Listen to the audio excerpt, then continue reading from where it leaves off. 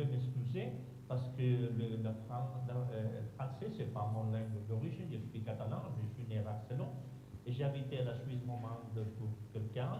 Et maintenant, pour 6 ans, j'ai habité à la Suisse alémanique. Et pour 6 ans que je ne parlais français. Je le perdu un peu.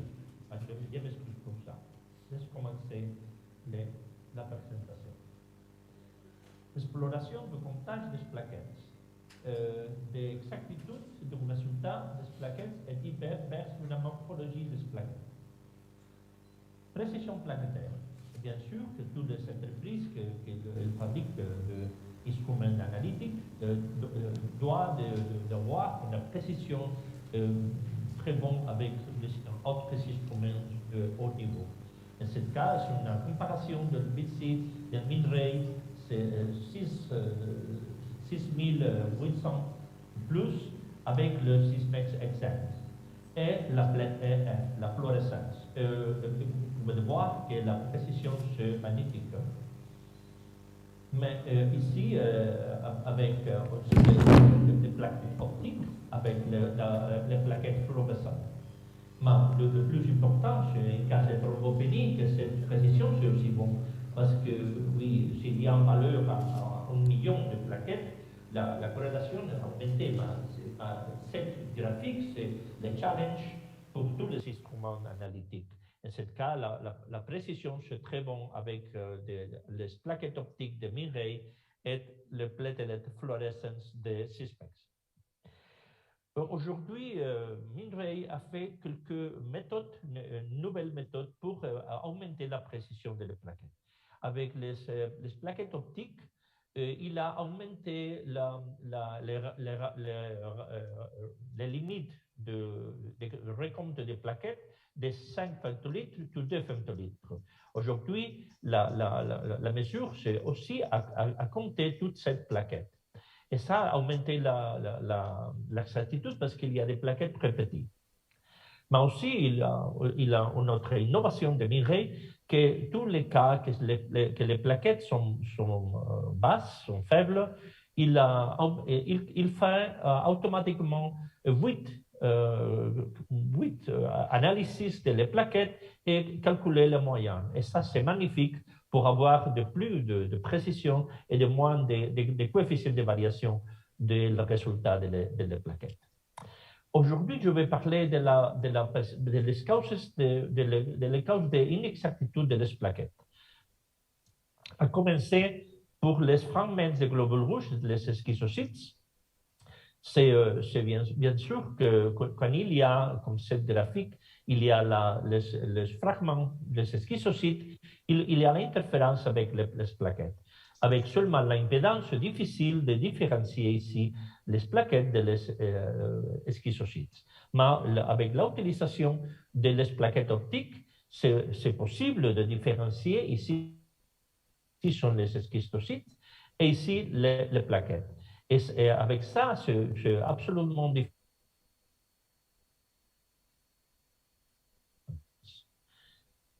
Un autre problème qui peut augmenter normalement le recompte de plaquettes, c'est le fragment cytoplasmique des cellules nucléaires.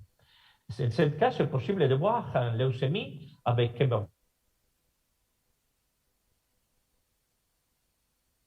comme une plaquette. Mais avec les plaquettes optiques qui utilisent la fluorescence et la dispersion, c'est possible de différencier cette fragment cellulaire d'une plaquette. Les cryoglobulines, il y a quelques maladies à tout le monde et aussi à la myéloma, aussi peut interférer le comptage des plaquettes. Ici, c'est possible de voir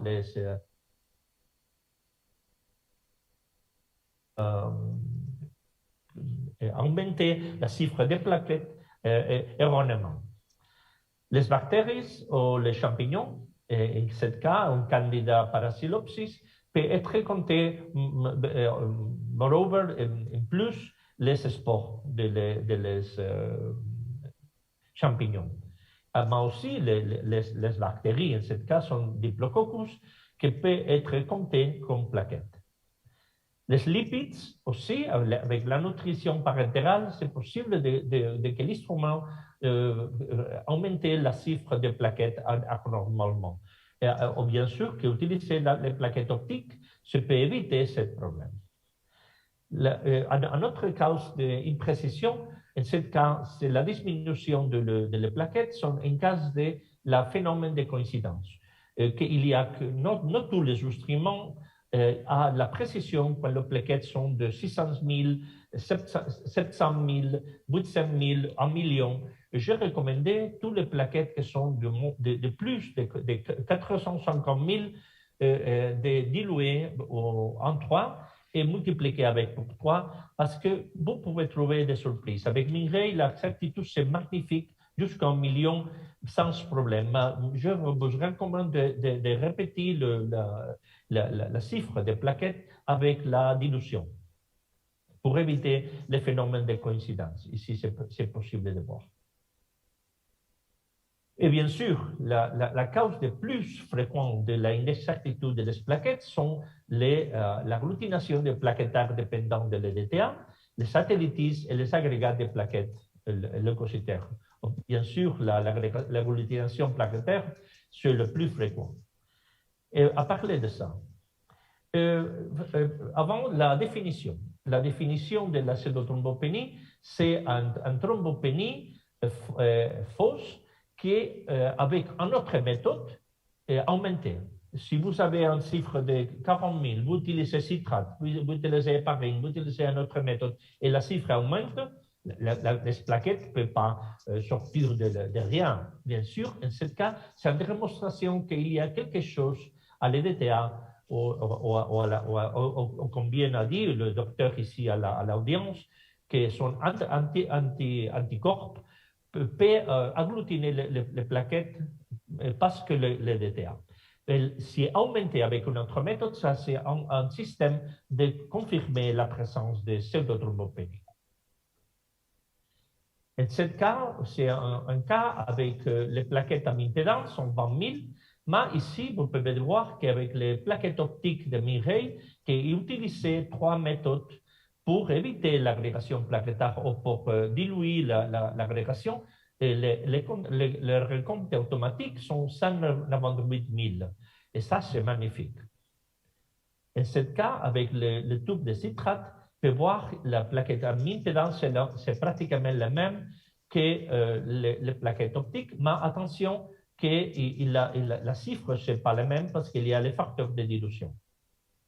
En ce cas, c'est possible de voir que le tube de DTA, il y a les amasses de plaquettes, mais avec le tube de citrate, il n'y a non pas de agrégats de plaquettes. Mais quelques petites plaquettes agrégées. Et le citrate, c'est magnifique, mais ce n'est pas la solution 100%. Je fais une révision de la pseudothrombopénie et je vous montre les faits que j'ai trouvés de la pseudothrombopénie. Le premier fait, qu'il s'agit d'une thrombocytopénie in vitro, ça c'est clair, pas in vivo. Les personnes, et ça c'est la première attention, les personnes atteintes ne présentaient pas de symptômes liés à une véritable thrombopénie. Ça c'est l'alerte que pour les cliniciens, parce que tous les laboratoires sont bons, mais c'est possible une erreur humaine. En ce cas, si le malade, il n'y a pas de symptômes, attention à répéter les plaquettes avec citrate ou avec une autre méthode, ou les plaquettes optiques. La ICCH recommandait examiner à microscope tous les comptes de plaquettes inférieurs à 100. Ça, c'est le consensus. Pour moi, c'est mieux de réviser toutes les plaquettes moins de 150 000, mais minimum 100 000, réviser au microscope la première fois. Si le malade c'est connu, ce n'est pas besoin. Mais ça, c'est la règle de validation automatique recommandée par l'ICCH. Ils sont publiés à laboratoire hématologie. Je suis participé à ce groupe d'experts.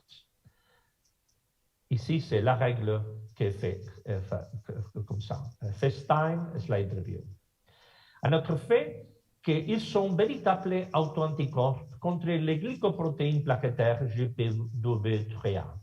Mais les DTA, ces glycoprotéines ne sont pas évidentes quand les plaquettes circulent pour la sang.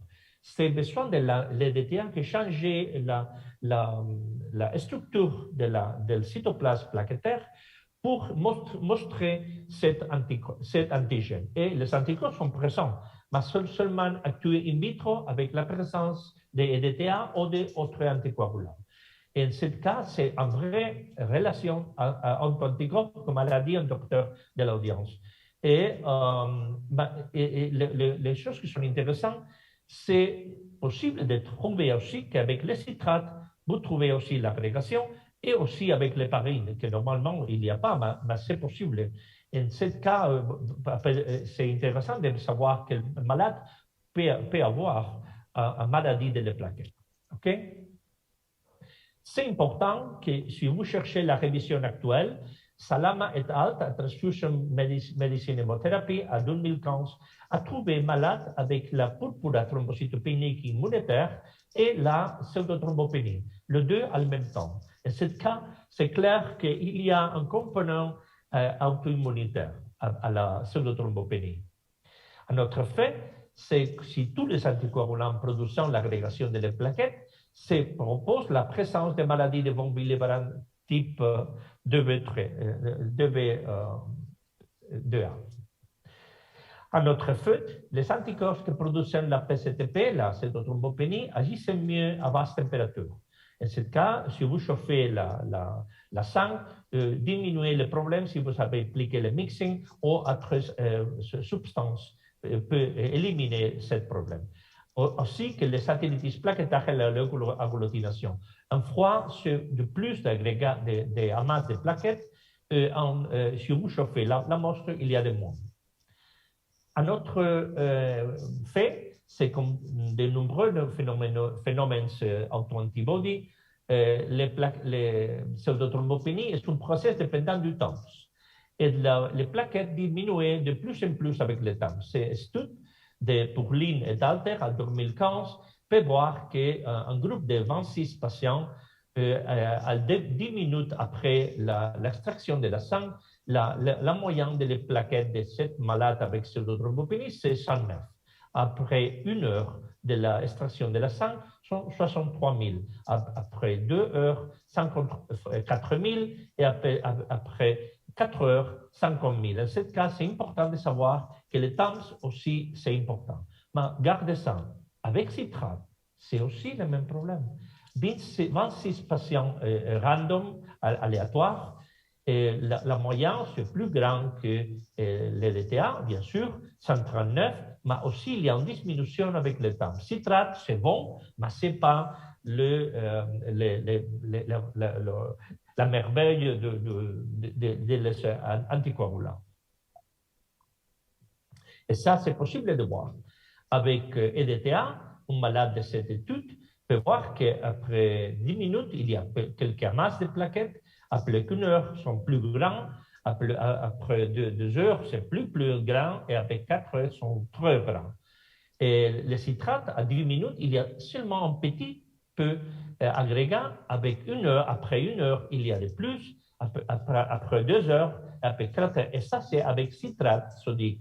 En ce cas, comme je dis, le citrate, ce n'est pas la perfection. Un autre fait, la diminution des plaquettes dépendant de l'EDTA provoque une thrombopénie, mais également une vaste numération de plaquettes sans thrombopénie. En ce cas, ce n'est pas une pseudo-thrombopénie, c'est une pseudo-erreur de les plaquettes. En ce cas, c'est important de savoir qu'il y a un malade qui réellement il avait de 380 000 plaquettes, mais avec la pseudothrombopénie, le résultat c'est 200. En ce cas, c'est une sous-estimation des plaquettes, mais si vous seulement révisez au microscope toutes les plaquettes de moins de 150 000 ou moins de 100 000, ne peut pas détecter cette erreur. En ce cas, il y a des patients qui peuvent avoir 500 000 plaquettes et le résultat avec les EDTA, ce n'est pas pseudothrombopénie, mais c'est le même problème, peut reporter une plaquette de 250 000 ou 200 000 et ce n'est pas le vrai. Et c'est possible d'éviter le diagnostic d'une essentielle thrombocythemie, de thrombocythémie essentielle, par ces problèmes. En autre fait, qu'est-ce qu'il y a des antibiotiques? Il y a des substances qui peuvent prévenir ou peuvent diluer les agrégats, comme la micacine, la kanamycine. La micacine à 100 mg par litre peut affaiblir la micacine à cette proportion. La kanamycine, la théophylline, les citrates de sodium tamponné, l'héparine, la salade d'ammonium, ticlopidine. Il y a beaucoup de substances qui peuvent diluer les amas de plaquettes. À notre feu, certains anticoagulants ont été proposés pour éviter la pseudothrombopénie, comme le sulfate de magnésium et le citrate pyridoxophosphate. Le sulfate de magnésium, c'est un vieux anticoagulant. Au commencement de l'automatisation de le recompte plaquettaire, il a sorti comme un bon anticoagulant, mais maintenant, c'est plus facile d'utiliser seulement le DTA. Mais le magnésium sulfate, le sulfate de magnésium, c'est un bon anticoagulant pour éviter la pseudothrombopénie. Ce cas, c'est intéressant, utiliser le sulfate de magnésium. Il y a 44 malades avec pseudothrombopénie et peut voir le recompte de plaquettes avec EDTA, 470 000 et avec magnésium et avec EDTA 300 000. Ce cas, c'est intéressant parce que vous pouvez éviter le diagnostic d'un essentiel thrombocytémie, la thrombocytémie essentielle, avec un résultat avec erreur pour la pseudothrombopénie. Il y a beaucoup la majorité, il y a différence bien sûr de magnésium sulfate à l'EDTA, mais regardez, il y a un cas, 2, 3, 4, 5, 6, 7, 8, 9 en 44, c'est 20% des cas de pseudothrombopénie. Il n'y a pas de thrombopénie. Les plaquettes sont de plus de 100 000. Et ce cas, c'est important de savoir que si vous voulez éviter ces problèmes, tous les plaquettes qui sont en eau, c'est important de réviser les films de la sang pour voir s'il y a des amas de plaquettes ou non. Un autre fait, c'est la fréquence. La fréquence est variable. Il y a la fréquence de 0,13% à 1% à les patients ambulatoires. Il y a une différence des patients ambulatoires aux patients hospitalisés. Parce que, comme le docteur a dit ici, peut être un symptôme. Et c'est plus fréquent, bien sûr, les maladies auto-immunes et les maladies hématologiques à les patients hospitalisés.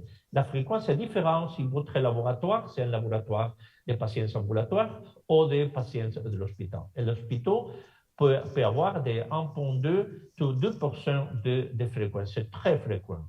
OK? Mais je fais une révision aléatoire de les films à l'étude de l'ICCH. Nous avons révisé aléatoirement tous les hémogrammes de jour et nous faisons la lame. Et regardez la lame, il y a petit amas de plaquettes à 10% de cet échantillon, mais seulement 2% sont réellement la pseudothrombopénie. À notre feu, les plaquettes, les satellites plaquettaires et la leucovoulatination du EDTA, que c'est rare. J'ai trouvé un cas à la France quand je suis fait une évaluation, mais et un autre, c'est publié par Deol et Robert Pierre de la Mayo Clinic en 1995. C'est le même que la pseudothrombopénie, mais avec les leucocytes. Et ça, c'est le même phénomène. C'est de plus évident en froid. Et si vous chauffez la sang, c'est dilué. Et aussi, les satellites plaquettaires, c'est le même phénomène que la pseudothrombopénie. À notre feu, comme a dit le docteur de l'audience, c'est que la présence de pseudothrombopénie a été associée à certaines maladies, comme maladies auto-immunes, comme syndrome myeloprolifératif, tumeurs solides. Et pourtant, attention, la pseudothrombopénie, ce n'est pas un artefact. c'est réellement, peut être un symptôme. Et garder le malade, parler, comme l'a dit le docteur de l'audience, fait l'appel à le docteur, commenter ça, parce qu'il peut être que le malade, il y a un tumeur solide ou une maladie auto-immune. C'est un autre étude plus récent, en 2018, le même a trouvé le même, que aléatoirement, quand vous analysez les échantillons avec pseudothrombopénie, il y a des 69 patients avec la tumeur, maladie du foie, infection, maladie auto-immune. Et pourtant la pseudothrombopénie peut être un symptôme comme c'est ici. Pour la pseudothrombopénie, dépendant d'être prise en compte pour être obligé à faire un bilan pour exclure les pathologies ou maladies associées. La solution de Mireille pour ce problème, Mireille a développé plusieurs méthodes pour éliminer les amas de plaquettaires et les désagréger. Et Mireille, avec les plaquettes optiques, il chauffe automatiquement l'échantillon. Vous pouvez créer une règle qui peut être, quand les plaquettes sont de moins de 50 000 ou de moins de 100 000, faire automatiquement la plaquette optique et l'échantillon est automatiquement chauffé et automatiquement mixé, comme un mixeur, high speed mixing. Et aussi, il y a des réagents antagonisants de 500 ou 1000 substances que Mireille a analysées, a trouvé quelques substances qui peuvent désagréger les plaquettes sans modifier la morphologie, que ça c'est la chimie de la désagrégation. C'est le cas, il y a l'activation de les plaquettes, la renégation, ça c'est le problème de la pseudothrombopénie. Et Mireille a étudié le problème et a trouvé qu'il y a trois parts de ce problème, que ça c'est la structure d'une plaquette, il y a l'antigénique anticorps, la GP2B3A, et il y a aussi la tyrosine kinase pathway, que ça c'est un autre part de la plaquette qui peut être neutralisée avec cette substance pour éviter la pseudothrombopénie. Et ici, le channel calcium-ion, qui c'est aussi une source de la pseudothrombopénie. Et avec ça, c'est possible que si vous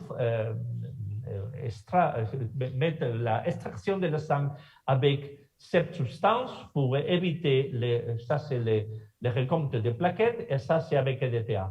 Mais si vous ajoutez la substance après quelques temps, c'est possible de aussi augmenter la chiffre des plaquettes similaire que quand vous l'ajoutez au moment de l'extraction.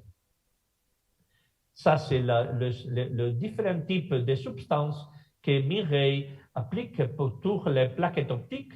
Il y a des antibiotiques, il y a des céphalosporines, des polypeptides qui sont automatiquement un réactif de la plaquette optique qui évite de désagréger les amas de plaquettes.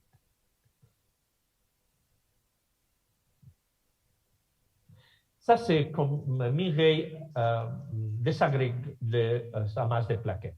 Le critical factor 1, le critical factor 2 et le critical factor 3. Ça sont un groupe de réagents qui peuvent voir les critical factor 1 et 2, excusez-moi, peut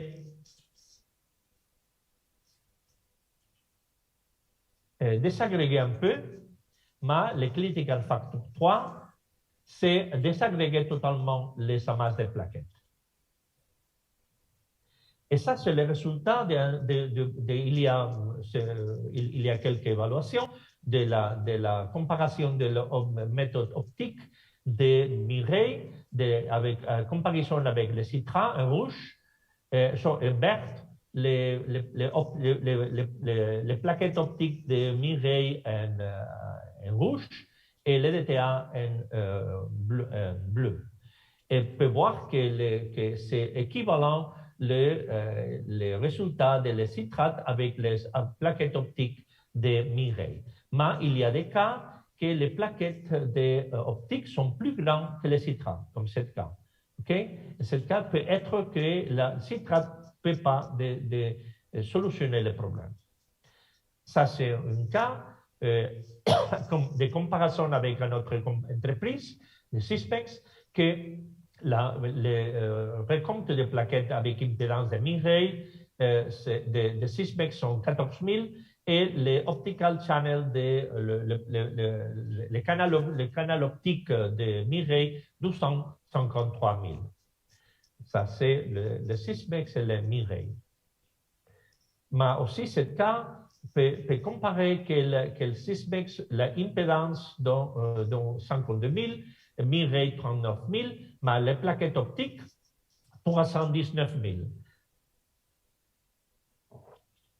Et les plaquettes de fluorescence, la plaquette LF, 98 000.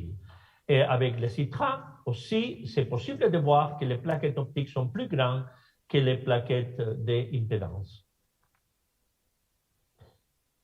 Bien sûr, c'est nécessaire de corriger la dilution, comme le docteur de l'audience en dit bien. Tout ça, la pseudothrombopénie, c'est un problème pour les laboratoires. Si nous avons évalué les standards, les procédures opératoires normalisées pour la correction, c'est besoin beaucoup de temps pour quelques patients. Et ça, c'est évalué, cette étude, et on peut voir que pour que tous les patients avec pseudothrombopénie, c'est besoin 45 minutes. Avec la plaquette optique de Mireille, seulement en 1 minute, peut solutionner le problème. Et aussi, pour éviter les problèmes cliniques de le retirage, les nouvelles prélèvements sanguins, les patients sont mécontents, réclamations, les infirmiers non plus sont mécontents. Quels sont, à part de la pseudothrombopénie, maintenant, nous allons parler de les nouvelles paramètres, des autres paramètres de la plaquette. Quels sont les paramètres les plus importants dérivés de l'analyse plaquettaire? Le volume plaquettaire moyen, s'atteste des choux et alter, des jours dans la thrombosis à mémostase, c'est pas possible de voir comme le volume plaquettaire moyen à l'infarct de myocarde aigu, que c'est possible de voir que le volume plaquettaire moyen c'est plus grand que le normal. En ce cas, c'est un paramètre que c'est possible de voir l'activation plaquettaire à l'infarct de myocarde, à coup de myocarde à l'infarction. Mais aussi à la thrombose veineuse. À la thrombose veineuse, c'est à l'étude de Thompson, a prouvé démontrer que le volume plaquettaire moyen c'est plus grand à les malades avec thrombose veineuse. Aussi, le volume plaquettaire moyen, c'est important pour différencier la théologie de la thrombopénie, si c'est central ou c'est périphérique, s'il manque la production de plaquettes ou il y a une destruction périphérique de la plaquette. Et aussi le pronostic de la syndrome myelodysplastique, que quand le volume c'est haut, c'est cette courbe de Kaplan-Meier, et quand les plaquettes sont petites, et le pronostic c'est absolument différent. Et un autre important que j'ai trouvé avec aussi le volume des monocytes, c'est que le volume plaquettaire moyen, c'est intéressant pour l'évolution du malade de COVID. Ici, c'est possible de voir tous les paramètres à la COVID, la H, les granulocytes immatures, les lymphocytes, les RDW, les AD, okay, les plaquettes qui sont plus bas, et le groupe 3 qui sont patients sévères de COVID. Mais l'important pour moi, c'est que le volume plaquettaire moyen, c'est plus haut. Ça, c'est la situation clinique. 1, c'est un faible COVID.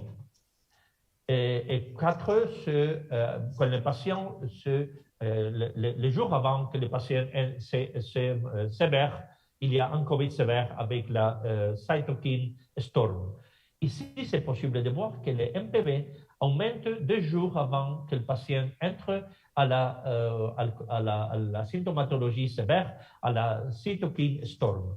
Ça, c'est possible de voir que l'évolution de l'MPV à la maladie de Covid, c'est possible de voir que quand il a augmenté sur une valeur plus bas initiale, attention, cette malade peut entrer 2 jours après à la cytokine storm et peut-être, si vous confirmez cette résultat, peut éviter les problèmes de la cytokine storm. Le volume monocytaire aussi, c'est plus grand avant de la cytokine storm, avant que le patient entre la phase sévère de dyspnée, de la respiration automatique, etc. Et ça, c'est 4 malades avec COVID, avec le même patron. Avant, le volume plaquettaire, c'est grand, et après, c'est va, grand et va, grand et va. L'IPF aussi, c'est très important, la fraction des plaquettes fluorescentes avec les hauts fluorescences. Ici, c'est possible de voir la maturation plaquettaire.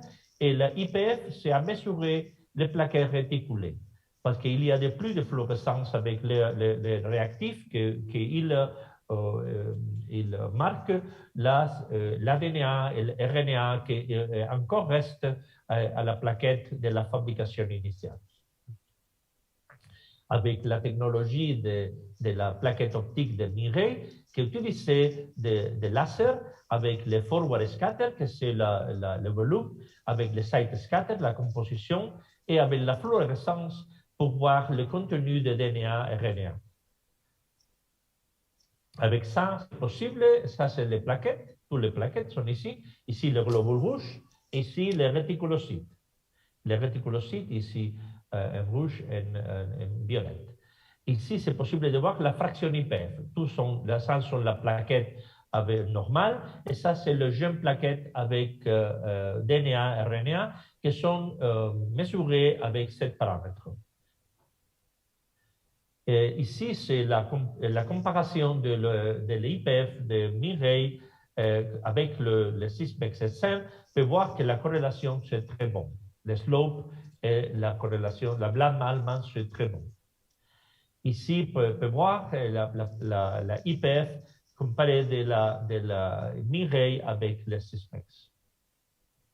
Les valeurs de référence pour la jambe que le distributeur de Mireille Morocco me peut demander avec cette représentation, je vais faire la recherche de la valeur normale de l'IPF à la différents H. Et il y a beaucoup d'études avec ça. Les applications cliniques de l'IPF sont diverses. Le diagnostic différentiel de la thrombopénie, le syndrome myelodysplastique, la préclampsie, la thrombocytose, la maladie du foie, avant de la transfusion plaquettaire, pour voir si milieu de l'os il y a la production de les plaquettes, les maladies coronariques et le diagnostic de les infections. Aussi, l'IPF, c'est 1 jour ou 2 jours avant la sepsis, c'est plus haut. Et ce cas peut prévenir ou peut annoncer que le patient peut entrer à sepsis. Et aussi, ça c'est le cube avec de l'analyse optique des plaquettes, c'est possible de voir que normalement il y a des globules rouges ici, les réticulocytes, mais quand il y a des fragments aussi, c'est possible de différencier très bien. Ça sont les paramètres classiques de Mireille, les actuels, mais il y a les paramètres de recherche de Mireille qui sont maintenant à l'BC 6800 plus, qui sont nouvelles et sont très intéressantes. Avec ça, nous avons une complète situation de les paramètres de les plaquettes pour savoir si les plaquettes sont normales ou non. Tous ces paramètres sont insuffisants à voir. Il y a un gros problème. Le MPV peut être haut parce que la plaquette s'est activée, peut être haut parce que les plaquettes sont jeunes, par exemple la plaquette réticulée sont plus grandes, mais c'est peut être grand parce que la plaquette s'est dysplasique. Ça, c'est une plaquette normale et une plaquette dysplasique à la syndrome myelodysplastique. Et dans ce cas, il y a 3 différentes raisons pourquoi les MPV et l'IPF peuvent être hauts. Et dans ce cas, il manque quelque chose. Et ça, c'est la évidence. Je ne peux pas entrer, il n'y a pas de thème. que tout ça que je dis, qu'il y a les différentes causes de l'augment de l'MPV, de volume plaquettaire moyen. Ça, c'est possible de voir les plaquettes avec le volume plaquettaire moyen haut, qu'il peut y avoir différentes situations. En ce cas, sont les syndromes myélodysplasiques, la plaquette, une cas de myélofibrosis idiopathique, la classe E, ça c'est une myélofibrosis idiopathique avec des érythroblastes, et ça c'est la thrombocytémie essentielle. En ce cas, il y a beaucoup de raisons pour que les plaquettes, le volume plaquettaire moyen, c'est haut. Par exemple, ici, sont les acquired causes de las platelets or inherited thrombocytopenias with big platelets. Il y a beaucoup de raisons pour augmenter le volume plaquettaire moyen. Et aussi, les interférences qui ressemblent plaquettes comme nous se permet de voir. En ce cas, pourquoi non d'avoir de plus paramètres plaquettaires? En ce cas, Mireille, c'est maintenant à travailler avec les plaquettes cell population data, les mean platelet volume, les mean platelet standard deviation volume, les mean site scatter, les mean platelet coefficient of variation of site scatter, les mean platelet fluorescence et the standard deviation. Avec ça, le Mireille espère de peuvent être différenciés avec les plaquettes activées pour la thrombosis, les plaquettes grandes parce que le syndrome myélodysplasique et les plaquettes grandes parce qu'elles sont jeunes. Aussi, c'est possible d'avoir les mêmes paramètres pour les paramètres pour les parties IPF des plaquettes, qui sont les plaquettes avec fluorescence, et les plaquettes sans fluorescence, y avoir tout ça. Avec ça, Mireille espère d'avoir de plus, d'améliorer les diagnostics différentiels des plaquettes grandes. Aussi, Mireille a développé maintenant, c'est le dernier mois, qui a sorti l'MC80, que c'est l'analyseur morphologie cellulaire numérique de la lame de sang. Et avec ça, il y a les Mireille BC 6200, les SlideMaker Steiner pour faire la lame et l'MC80 pour le lire en microscope automatisé. Et avec ça, c'est possible d'avoir les images des leucocytes avec les MC80 et réviser avec un computer les cellules du malade avec à nos qualités. Mais aussi les plaquettes.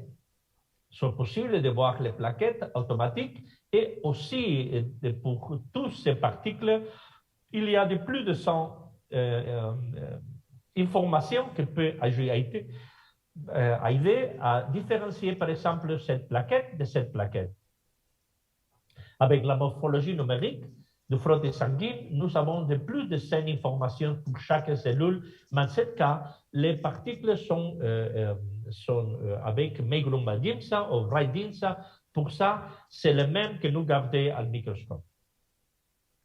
Et avec ça, nous espérons de différencier toutes ces plaquettes qui sont toutes différentes.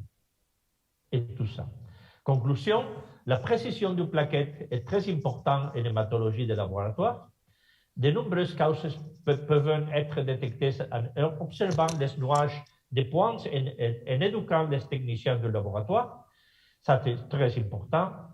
La pseudothrombopénie est la cause la plus fréquente d'inexactitude de plaquettes et peut être prévenue dans de nombreux cas de l'aide de nouvelles technologies et de nouvelles réactifs. IPF est un nouveau paramètre dérivé de réticulocytes et du canal optique des plaquettes.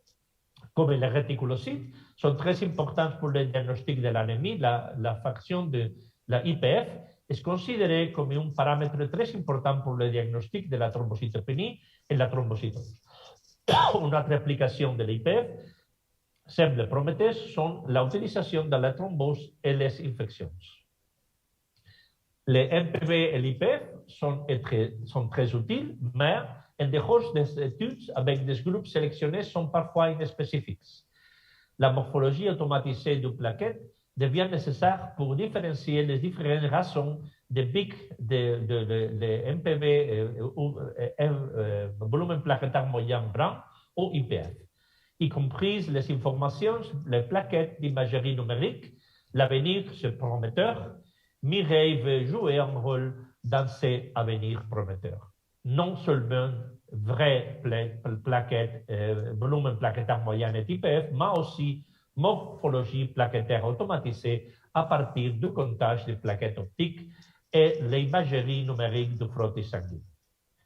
Merci pour votre attention. Ça, c'est un érythrocyte, je dis heureux, c'est un cas de myélodysplasie. C'est vrai, c'est comme ça la photo que je prends de